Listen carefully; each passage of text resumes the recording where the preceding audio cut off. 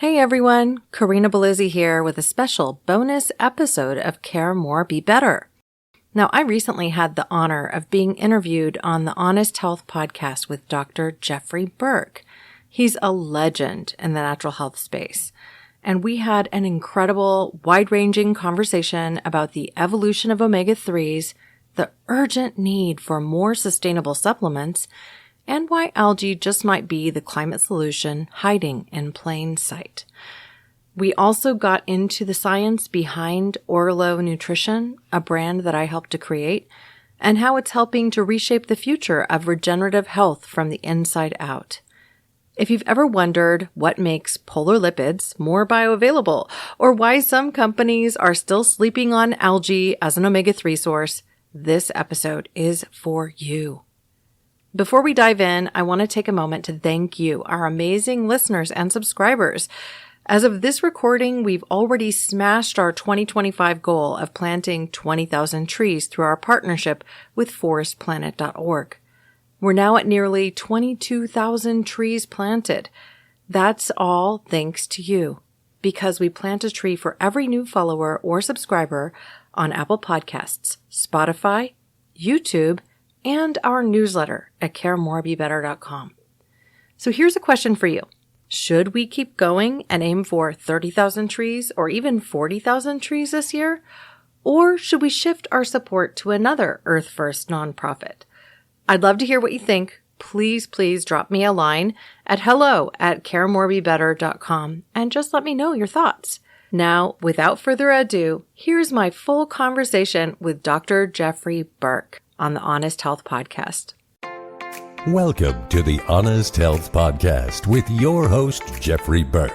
Honest Health brings you the brightest minds in the natural products industry, as well as athletes and entertainers. Jeff will keep you entertained and informed while educating on how to be successful on your healthy journeys. Now, here's your host, Jeffrey Burke.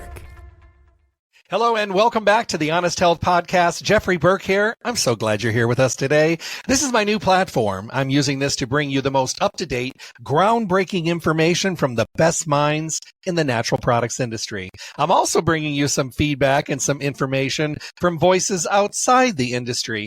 My feeling is everybody has a message to share, a story to share, and some ideas that we can all benefit from.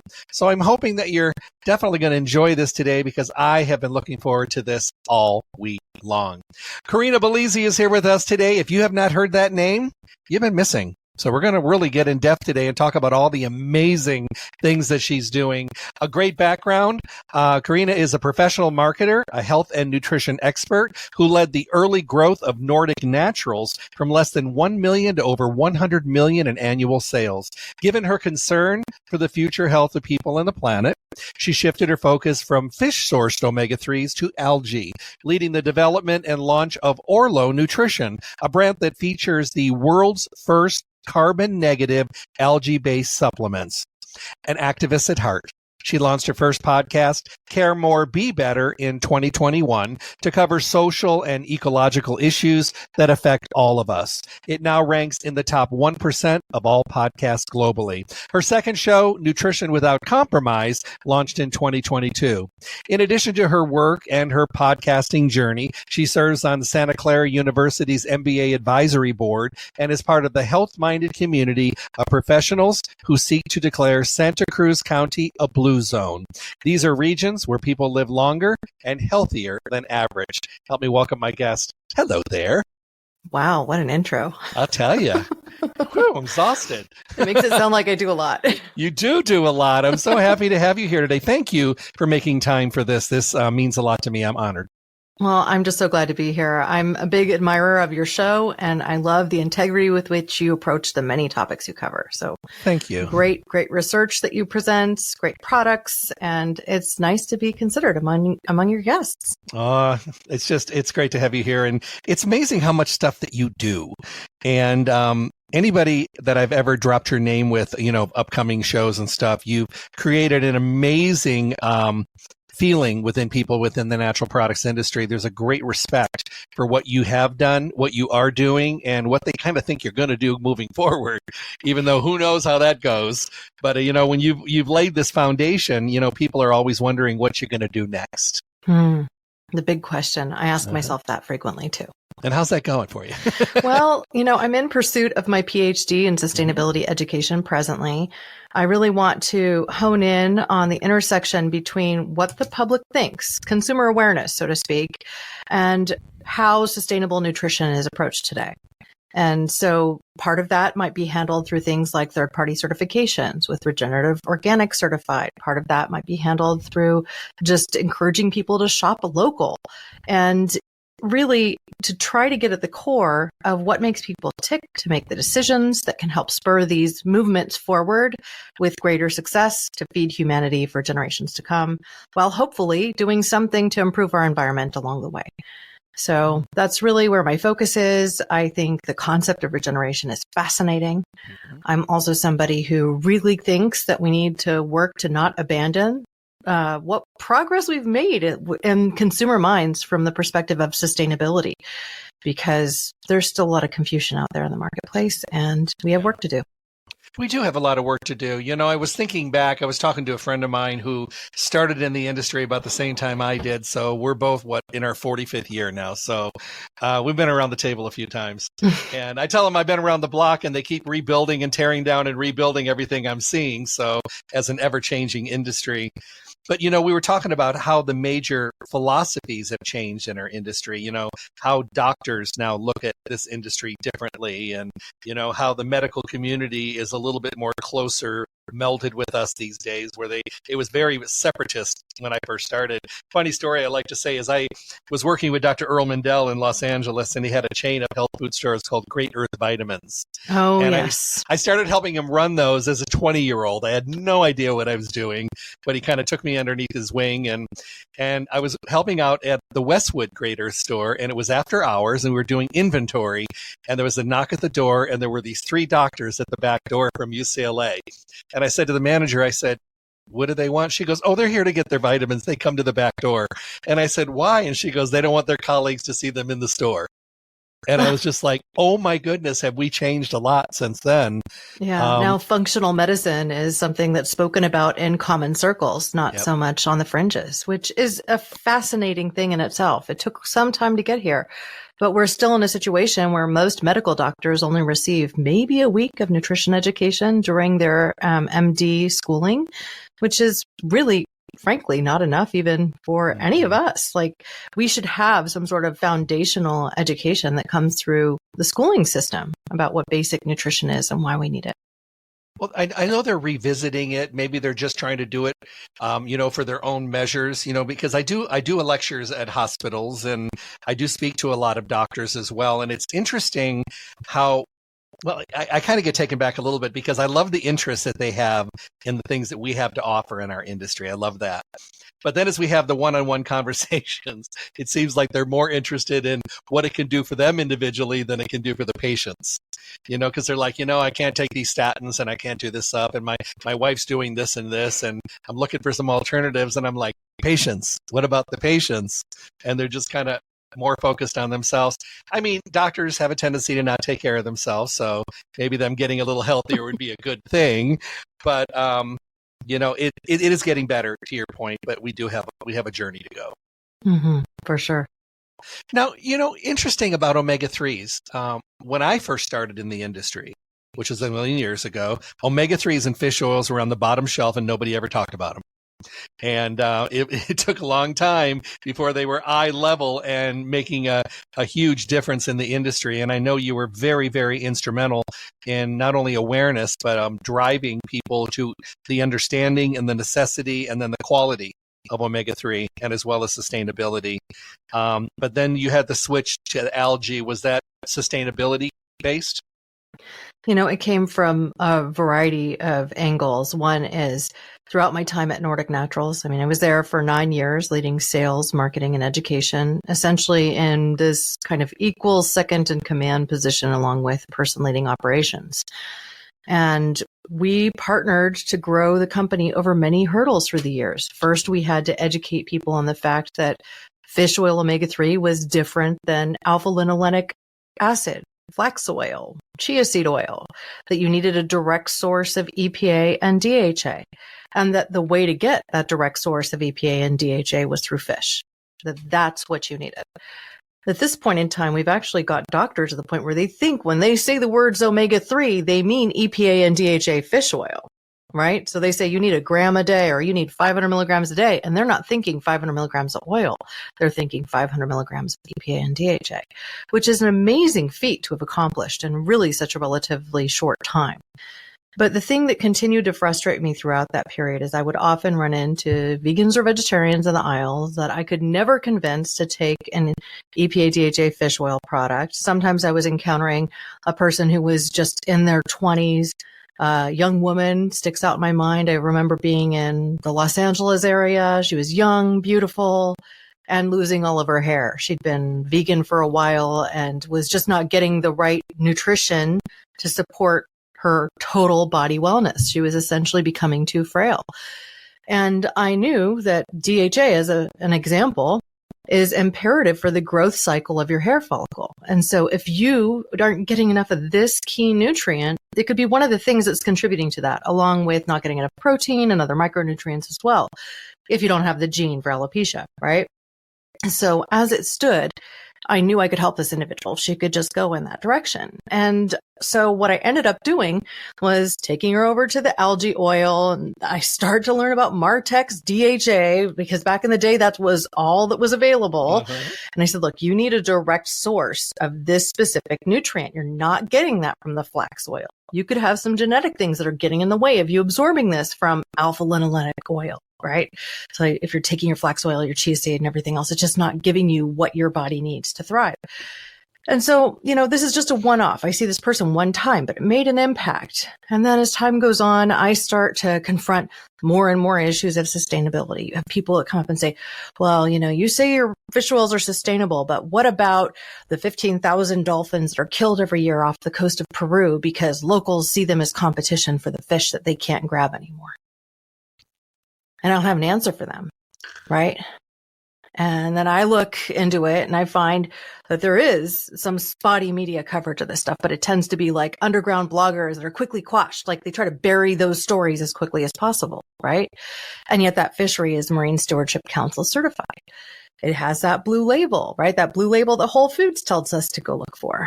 And so at the end of the day, I really started to question all of these stories around sustainability. And it was when I was at a team event I'd organized to bring my employees from Nordic Naturals over to the Monterey Bay Aquarium Research Institute. We got to geek out with all their scientists, tour their research vessel that goes to the Mariana Trench off the coast of Monterey, a 2-mile deep seabed, just a few miles from shore. And they send rovers and all this stuff in to investigate the health of our oceans, right? And see what's happening deep in them. And they're commenting on, after we drive the rover in the ocean, and not in the ocean, we drive the rover in the test pool, we tour the research vessel. It felt like a festival to me, right? So then we go into this observation room, and they here on the Monterey Bay, it's beautiful. You can see the ocean crashing in the background, and they lower all the shades and reveal a screen. A scientist comes up and starts talking about the warming of our oceans, and then the acidity of our oceans, and starts to talk about the fact that the acidity is rising at such a rate that now mollusks are not able to develop their shells at the larval stage. They were already going through a mass die-off, not only of insects on land, but of, let's say, the equivalent creatures in our oceans. And that we have no way of knowing what the long-term effects of this are going to be. But what we do know is if the ocean becomes too acidic, it will stop supporting life. And when the ocean stops supporting life, we're in serious trouble.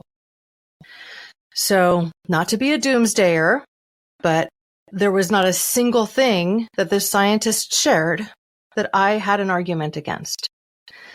And I started to come to the perspective that basically at this point, there's no safe way to continue fishing our seas. We know that we are doing things like reducing the net size so that we can capture more fish or fish at a more juvenile stage, which means that the next season won't be as good as the season prior, and the next and the next and the next.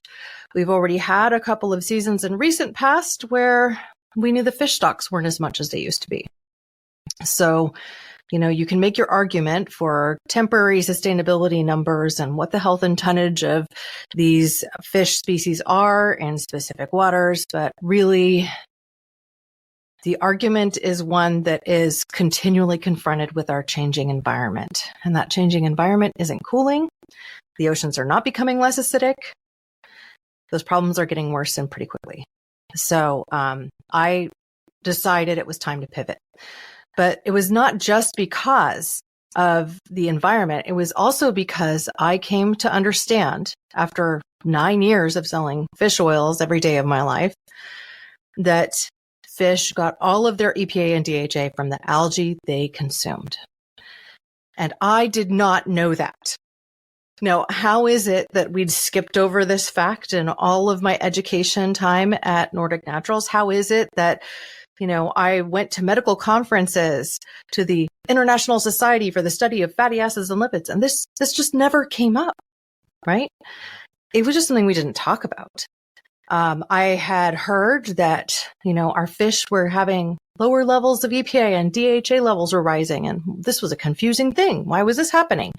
Well, the reason is different species of algae thrive at different temperatures and at different acidity levels. So with these changes in our oceans, the base nutrient that the smallest bodied fish consume, from the plankton and to the algae species that are growing in our oceans, is all shifting. So they are not going to have the same omega-3 EPA and DHA levels today that they had 20 years ago. We can find a better way now. We can build a better mousetrap. We can cut out that middle fish and go directly to the algae. We have all the technology that we need to go there. And we can even then create extracts from this algae that have proteins and other phytonutrients that are also imperative for human health. So I guess that's a long story, but that's how I came here. It's a wonderful story, and I appreciate you. And to your point, I don't know when I found out about the algae, being some of the main driving force for the EPA and DHA in the fish itself. I didn't know that early on. No, none of us did. I didn't have a clue. And when I did come into that knowledge, it took me back. I mean, I think I was standing and I actually sat, and I was just like, whoa. I mean, I was just like, where has this been? Where's the person that was supposed to tell me this? And I then when you either. start to understand, it was the first species that existed on our planet. We're talking about the oldest species. 3 billion years ago, different microalgae species started to create life, essentially. And without them, we wouldn't have terrestrial plants. Without that, we wouldn't have any other aquatic species. Nothing would exist. Life would not exist on Earth. And so I think it's also incredibly eloquent to understand that this first life form could also be part of the solution that sequesters carbon, that gives us the nutrition that we need, that creates the oxygen we breathe. I mean, more than half of the oxygen we breathe is created from species of algae, from the microalgae I'm talking about to the seaweeds. So, from freshwater to saltwater, algae is essentially everywhere. It's in our clouds, it's in our rainwater. And so that's part of how it gets dispersed around the planet. And so if we can learn through technology to really harness the full potential of algae, then we can do some pretty incredible things. Wow. And do you feel like this message is being spoken as much as it should be? I honestly don't think it is. It would be amazing if it was, because even if you've been doing this for a very long time, I mean, you can't argue with this information because it makes too much sense. And you really can't argue with it. But I think people still have in their minds, when they think about microalgae, they think about the stuff in their fish tanks or in the ponds, and they don't think about a nutrition source. As we continue to develop technologies to do things like exit the planet for some time and space, we rely on things like algae to scrub oxygen and to ensure that we have clean air to breathe. In fact, some of the technology that we employ at Orlo Nutrition is really technology that Isaac Berzin, our CTO and co-founder, worked to develop in conjunction with NASA for growing algae in space. Now, why would we do that? Because it's essentially a breadbasket of nutrition at the same time that it also has a tremendous capacity to grow in weightless conditions in water, right? And also absorb carbon, release oxygen, absorb carbon, release oxygen, absorb carbon, release oxygen, doubles its weight each 2 days when it's got the right conditions. So it can essentially grow exponentially. Then you milk it like a cow every day. I mean, not like milking a cow, but, concentrate it and just continue to extract it every single day. The principles of companies today that are in the, I guess, put everybody into the omega-3 category, because we have a tendency as the industry to do that. They put everybody in the same category. Do you see any of the companies that are players in that department starting to lean algae primarily, or are they picking up algae because they want to just be able to have it in case someone asks for it?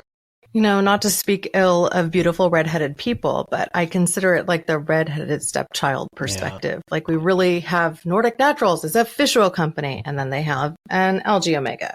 And even in their educational materials, it comes across that way. It's like, oh yeah, and by the way, if you're a vegan, you can take this thing, right?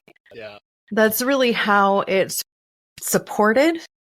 I recently at Expo West last year, I had come by the Vibrant Health booth. Vibrant Health had just come out with an omega-3, and they released it in both a standard fish oil and an algae oil. Same price, same basic concentration.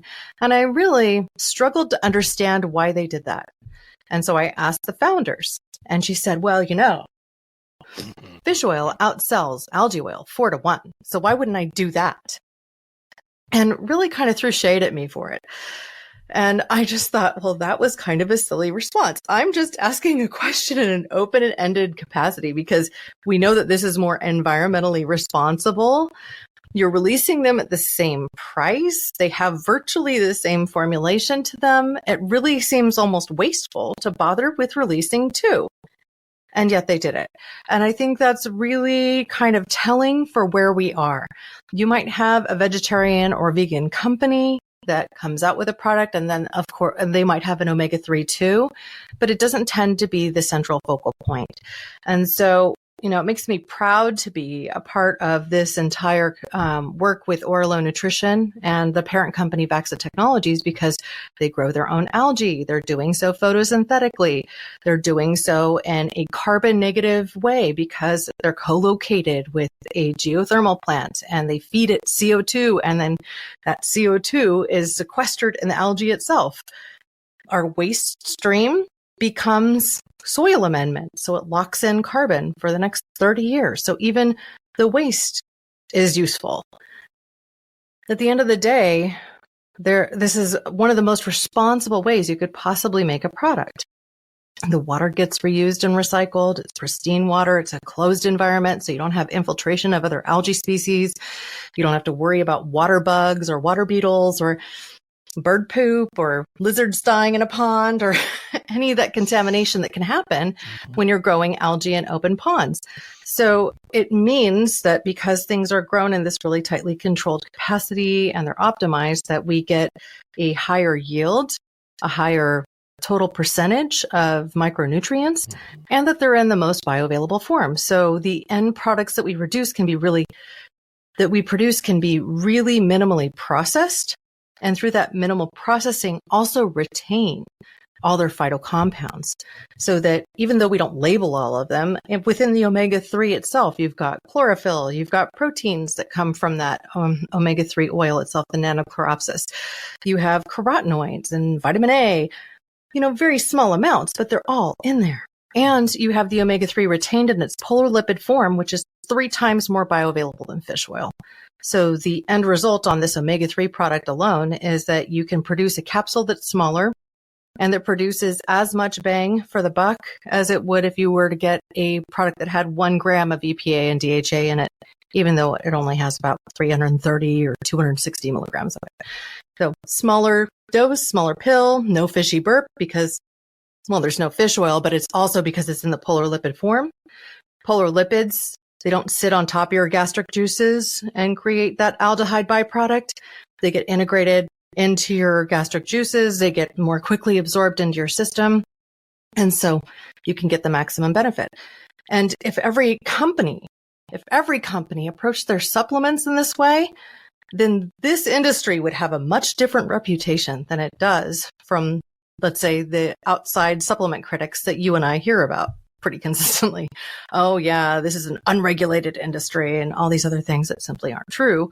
But, there are bad actors out there that have given supplements sometimes that bad name and that snake oil perspective, right? Yeah. I think to myself, and, it makes almost no sense to not embrace this technology. I mean, everything you're putting out a product that is more effective, more absorbable, safer, more sustainable. I mean, for the environment, for the climate, for long-term longevity down the road, for your kids, and it just does not make any sense. And it is so, to your point, so true, because I'll see these companies, and a lot of them I know, and they've got their fish oil companies, and it is that the redheaded, little stepchild. I swear to God, it's like it's over here, and there's a shelf like a block away, and we have an algae product down there. Oh yeah, we have all my customers. They don't buy much algae oil. Let's change your thinking on this. Exactly. Right? Like, change your mindset the way you did when you used to only have flax oil.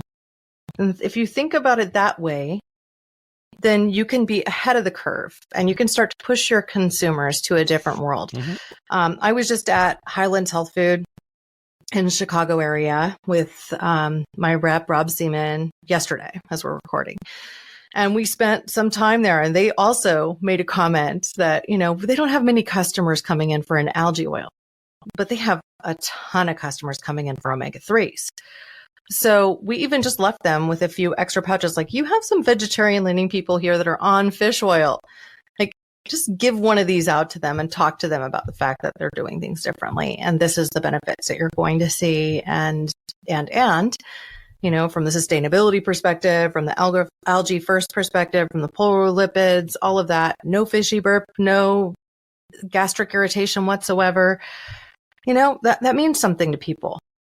That really does. If it's easy to swallow and they can see a benefit from it. And we have seen a benefit. Like, we've done blood spot test comparisons from when somebody first starts taking our supplement to 3 and 4 months later, sometimes even following them at 6 months, 9 months, a year. And we see that 97% of our customers see a dramatic increase in their omega-3 blood spot index. So that index is coming up. The level of omega-3, EPA, and DHA in their tissue is coming up. I see companies, and I've had this conversation over dinner, and I try to keep it, very, very, a positive conversation, but I get irritated sometimes. I said, every time you come out with something new, you have just brought it out and said, here it is. This is what we are doing. We want to show you what it is. And you've got balloons and fireworks. Here's a new division that we're doing. And you come out with all this energy. And I ask the same thing. Why are you not doing that with algae omega-3? Why are you not coming out and being proud of it and doing it right and showing the benefits? It never goes over well in conversation. Well, and part of it, I think, is because omega-3s are such a big category today and one of the most successful and persistently growing. So it's like the ain't broke, don't fix it perspective, right? They got their wall of Nordic Naturals. I see my alma mater every time I go into a health food store. I'm like, okay, thank you very much. I'm doing my penance today in the world of algae, trying to help people understand how there's a better way. Right. It's in part, I do feel like I'm doing penance for my earlier success in the fish oil category. But, I'm also brought to mind a couple of different conversations I've had over the years. There was this buyer, you'll remember Wild Oats back in the day, right? And Chris DePetris was their supplement buyer for Wild Oats, and later went on to several different roles within the industry after Wild Oats got absorbed into the Whole Foods shenanigan.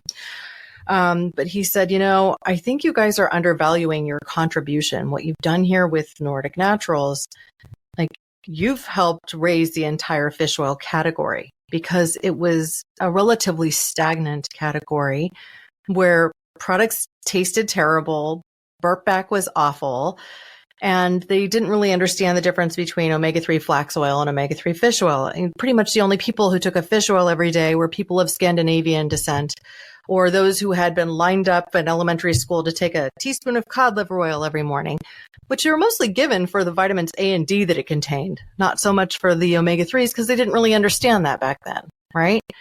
So we kind of modernized people's understanding of what a fish oil could be. We had fruit-flavored fish oil capsules. It didn't have to be the same rancid, icky stuff that they had in the past. And so we really raised the bar of quality, which enabled people to discover the category in a different way and realize the benefit. And it also helps that, 90% of Americans are incredibly deficient in omega-3, EPA, and DHA.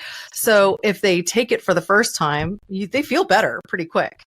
And what I will say is that we see the same exact effect when someone takes an algae oil as when they take a fish oil. But consumers are still a little slow to make that shift or to really accept and understand that. What we did so well was essentially villainize flax oil to where they think because algae oil is a plant source that it's just like flax oil, so why would I bother?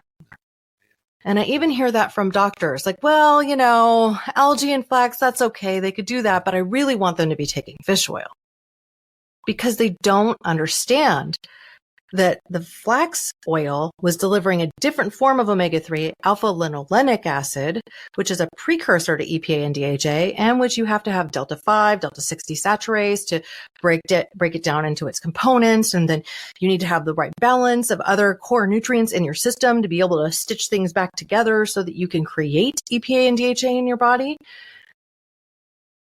That is completely different than algae-sourced omega-3s, EPA, and DHA because it is the same chemical constituent that exists in the fish. It's 100% the same. There's no chemical difference between algae oil omega-3 and fish oil omega-3. This journey is going to be something that is going to be continuing for a while. And, talk to me a little bit more about Orlo. I want to know about this company. I love that they are so forward thinking and so advanced with their technology and so positive in their affirmations because they get it. They get it. Well, really we're led by scientists and technologists. Okay. And so these people are very skilled at optimizing the growing conditions that the algae are subject to. And what I would encourage people to do is you can go to orlonutrition.com and take a look at our product pages and things like that and dive a little deeper into the science. You'll see an example of essentially what is our vertical farming method, but for algae. And what it is it's a photobioreactor. Essentially glass tubes laid vertically up and down that are exposed. Basically, there's water inside this with the inoculated algae.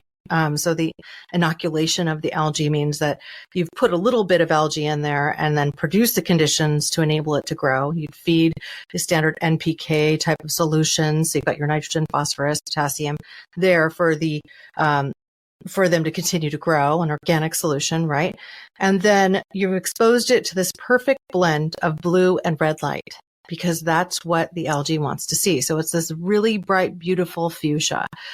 And then you have pumps there that essentially pump this through continually and that, add the CO2 in. So bubbles of CO2 are going through that the algae then absorbs as part of their nutrition and produces oxygen and then continues to grow.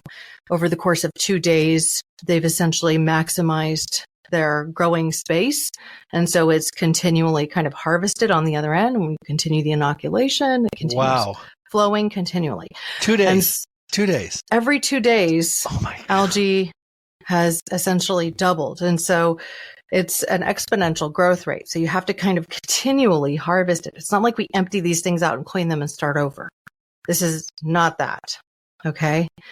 Our spirulina is very similar. And so we have a slightly different configuration for the spirulina to grow in because they don't need the same surface time to the exposure of the light. So they're in bigger tubes, so to speak, rather than tight little skinny ones. They're in a bigger tube and exposed to a different photo array, but still a perfect blend of red and blue.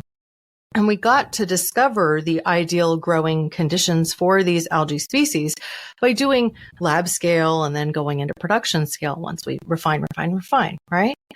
And so what is really incredible about both of these is that in each case, by optimizing their growing conditions, their levels of omega-3s improve on the Nanochloropsis, which is a species we grow.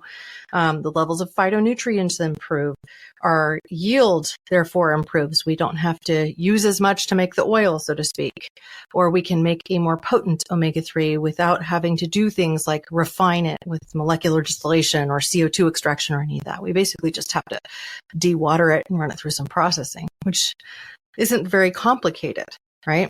The only solvent that we use is alcohol, an organic alcohol, and that's it, right? Mm-hmm. When you move to the spirulina is a larger, it's like spiral shaped, right? That's where it gets the name spirulina.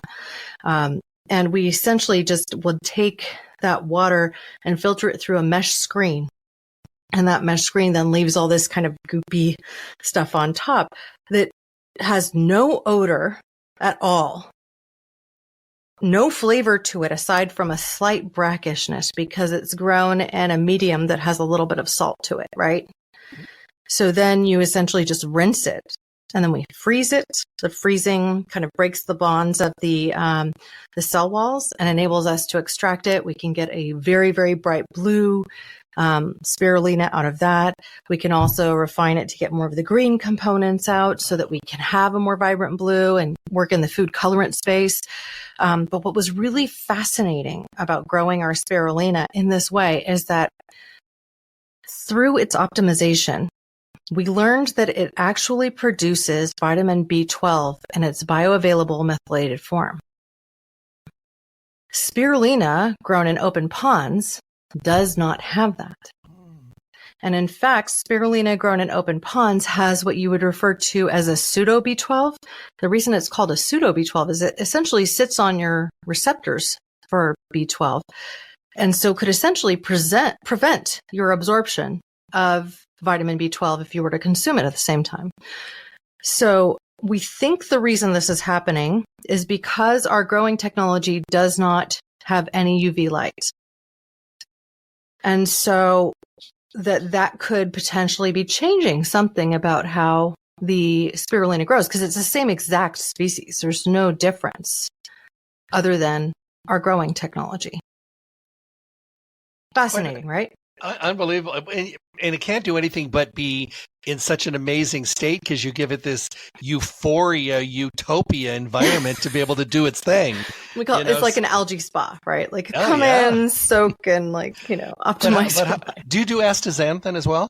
Not yet. I mean, I'm not putting it necessarily out of the realm of possibility, but it's not something we presently do. I'm definitely going to be trying this algae, and as well as the spirulina. I'm very much in tune with them, and I've tried many over the years. But of course, I also want to be able to have something that gives me the most I can get. Do you have any boxes with you can show everybody? Do you have anything there? Yeah. So there's a few products that we've integrated our spirulina in so far. Okay. This is the Women's Vitality Mix, and there's a 7-pouch setup right now. This is the product that has the most spirulina in it presently. Per serving, it's got 2.8 grams of our spirulina in it, 2.7, sorry. But we also combine glycine, L-tyrosine, cranberry fruit powder, Bacillus subtilis, which is a spore form probiotic. We also include magnesium, zinc, sodium, potassium. Frankly, I think the sodium potassium also is somewhat left over from our growing. You rinse it, but a little bit's left over. Mm-hmm. And then you'll also see vitamin B12, which comes from the spirulina itself, protein, which comes from the spirulina itself. In fact, 2 grams of the 2.7 is protein. Wow. Spirulina produces all essential amino acids. So theoretically, you could, consume a lot more of the spirulina and get a lot of protein from it as well.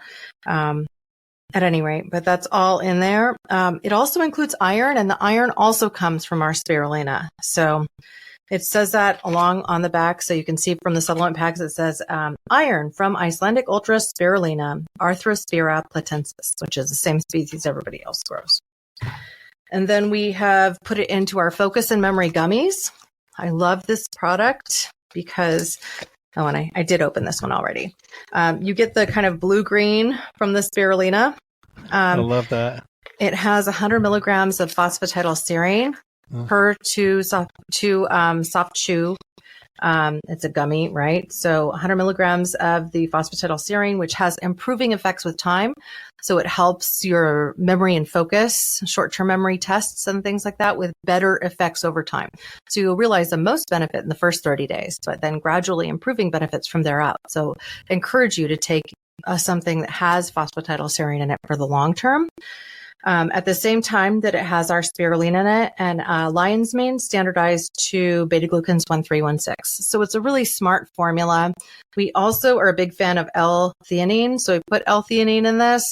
That gives you that kind of calm focus so it can take the edge off. Like, let's say you've got a little anxiety as you're heading into a test. It's designed to kind of calm your nerves, right?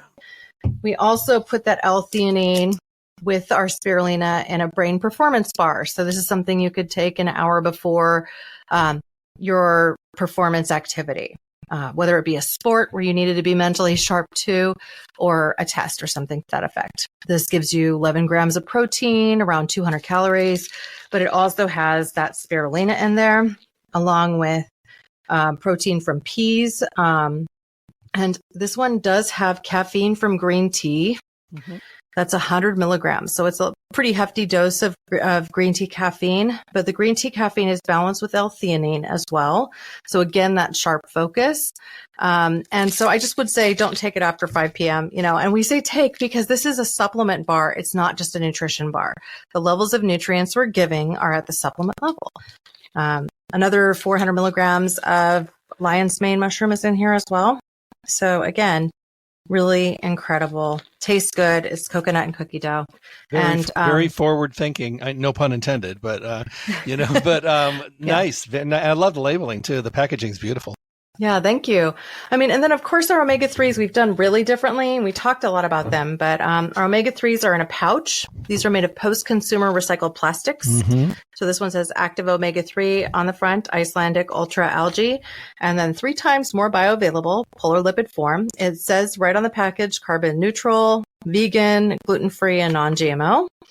And then we actually do a model here where we give you a refillable glass jar if you buy a starter kit. You can do that through our website, or some of our independent retailers now also stock a starter kit that's retail ready. So you get this beautiful glass jar that's black, that's refillable. And this perfectly protects the soft gels inside. So it ensures that no light gets through. The soft gels themselves are also essentially black. They're colored with chlorophyll. So it's really just a hyper dark green that looks black, right? There's also chlorophyll in the soft gels themselves within the omega-3 oil we produce. If you were to puncture one of these and squirt it on a piece of paper, kind of spread it out, you'll see that it's a very, very dark green. I love it. I love what you're doing there. I think that just makes so much sense. And, do you feel that dosing on these is based on your weight, or do we go across the board for an adult? This is the continual question that we will always get. Like, how much is enough? How much is too much? What do I need? Mm-hmm. And the reality is people's needs are so individualized. True. And the more that we come to understand nutrition and what testing shows, the more it appears everybody's system needs something a little bit different. I don't eat much, if any, fish. I'm mostly vegetarian. And a good part of that reason is I still very much love sushi, and I will have a little breakdown moment here and there and go get some sashimi. Okay. Guilty. Yeah. Just love it. I know. But for the most part, I don't eat fish and I don't eat meat, generally speaking. If I find my body's craving it, I don't deny. That's kind of my method when it comes to foods. I recently had to get a knee surgery. I found myself craving chicken soup. I'm allowed myself to have chicken soup. But generally speaking, I eat for the earth and I go to a plant-forward diet. So as it stands, I need 2 doses of either our omega-3 or our DHA a day. And this is probably also because I have one representation of the ApoE4 genome type. So this is where things get really complicated. What we've learned about omega-3s is that people have different absorption ability. And if you have one or two representations of ApoE4, you will be somewhat thwarted in your ability to absorb DHA into your brain and eyes. That may be in part responsible for the reality of people with this genome type having more challenges with things like heart disease and Alzheimer's later in life. And it really does appear that those diseases can be turned on or off with the right nutrition and lifestyle. So, if you follow the work of Dr. Joel Fuhrman, or if you follow the work of, who am I thinking of right now? He's up in the North Bay, and he just did an Alzheimer's research study that was published last June with an Alzheimer's protocol. I know who you're talking about. And I'm like blanking on his name right now, but you know who I'm thinking of, and maybe we can circle back, right? Yes. Dr. Dean Ornish. Thank you. I need some more DHA today, apparently. But he published a study last June, which showed through diet and lifestyle, he could reverse the effects of early onset Alzheimer's with the right protocol. And that protocol included daily supplementation of omega-3, EPA, and DHA. It included some probiotics. It included CoQ10 supplement and a couple of others that I'm not remembering right now. But it was a vegan diet with those things. Got it. And it looks very much like going plant forward is the most brain healthy way to eat for longevity, for brain preservation. And part of me really has come to believe that a good chunk of the reason for that today is that our world has become so polluted that animals are concentrating these pollutants. And a lot of those pollutants are, essentially brain destroying. All the heavy metals are brain destroying, right? So if we had cleaner food, this would probably be less of a problem. But that's purely speculative. And I think, if we had the ability to go back 100 years and look at how, what people's longevity markers were like, that we would support something along these lines because it makes logical sense. We've seen a decline in the core nutrition of most of the foods that we grow because our soils just aren't as rich and healthy, which is the argument for going regenerative, right? But we also see there's a lot of plastic pollutants. There's a lot of chemical pollutants that are in our environments that animals bioaccumulate, and that when we eat the animals, we get more of them. People who eat a vegan diet eat less plastic. People who eat an animal-based diet eat a lot more plastic. Truth. So these are, they say a credit card a week is what the average person consumes in plastic. Yummy. If you only eat vegetables and fruits and like some grains, then I think that's going to be a smaller number. Yeah. I respect my vegan friends. I know I couldn't do it. I tried. I've shared. I'm not vegan, right? Yeah, but vegetarian, it's a lot easier for me, and especially being on the road as much as I am, it's a lot easier these days to be able to be vegetarian on the road. It wasn't years ago. But and some people do better on a vegan diet than others. Like I was very tightly monitoring my diet when I was going pure vegan. And then I go to my dentist checkup and they notice that I have some gum recession. Like I went from measuring 2s and 3s everywhere in my mouth to 3s and 4s everywhere. And what did I do? I started listening to my body more, adding a little bit more of animal products into my diet, go to my next dental checkup and they're like, you're back to 2s and 3s. And I'm just like, what? It's something. I don't know what it is. It's not like I'm showing a deficiency in my blood workup panels. And I do get pretty comprehensive blood workup periodically. Mm-hmm. But that's because I'm a believer in it. I want to check my omega-3 levels. I want to make sure that I'm at close to 8% omega-3 saturation point in my blood. And I tend to come in at like 7.8. And I'm like, that's good. That's fine. I don't need to do that much more. I'm in the right zone. Oh, I love it. I do the same thing. Actually, you can see the hole. I did mine yesterday. It was that time again. So, I mean, and I do the gamut. I do that as well. And I think it's very important to do that because out of sight, out of mind. If I can't see it, I don't think about it. So I want to know what I'm not seeing.